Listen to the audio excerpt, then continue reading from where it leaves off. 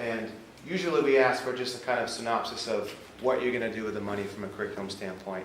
And it's sometimes as far as 2 bullet points in an email, or it could be half a page and maybe at most a page. John gave us 4 pages of his complete outlook as it relates to the schools of the future, as it's now the schools of current.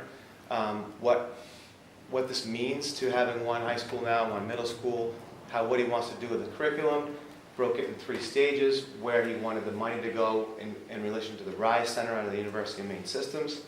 A complete basic curricula of what it will look like, from the interaction with the Herring-Gut Center, female engineering camps, interaction and interdisciplinary connections between the old school of ELA and math, and how just go from one class to the next without trying to roll them all together, and figure out a way where you can use slope and intercept in social studies in the very next class when the bell rings, right? So it kind of takes it away from STEM, science, technology, engineering, math, not as an acronym but as a way of learning, and that's what they look for.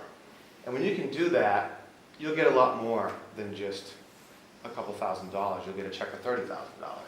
So I saw the other applicants that they got across the whole Northeast, and then of course into southern states, and John's was at the top of the list on everyone's vote.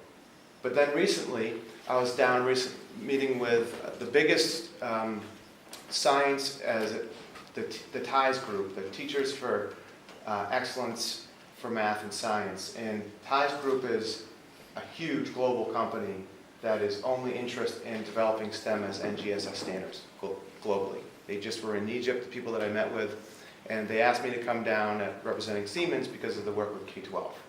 And ironically, the guy I had with me was Charlie, who met with John, and the TIES group said, do you know anyone that would be a good fit in the Northeast, Tom? Because there's another person there representing the Midwest, and another person from Siemens representing the West Coast. And we each had to have a person, and Charlie said, what about John McDonald in the Northeast? We could maybe reach out to him, to the Herring-Gut Center they talked about, their regional center they talked about, creating Fab Labs or Makers Benches, as you had mentioned. All these really cool things that can be done when someone really wants to take the effort and stand behind what they say they're going to do.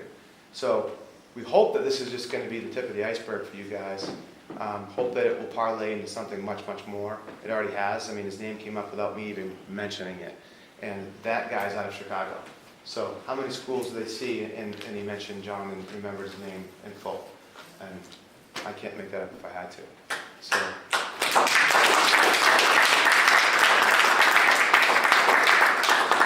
So I just thought it was appropriate that you guys all know when someone puts the effort and the hard work into it, and they obviously believe in it, it affects a lot of people down the road. And these people from TIES are, they cry when they tell stories about kids and how, especially underprivileged kids, and how it changed their lives. They tell stories all day long about kids that they found living on the street and they became a role model at MIT. They have those stories, and it all comes from the STEM way of learning. Some kids aren't good at math, some kids aren't good at English, some kids just can't go from one bell to the next. They need kinesthetic type learning, they need group type learning, they need STEM type learning, which is all those things rolled together. And when you can figure that out, you can change a lot of lives. And that's what that money's all about. And that's what John's all about, obviously. So thought it was important for everyone to hear that. So we hope to give you a lot more. But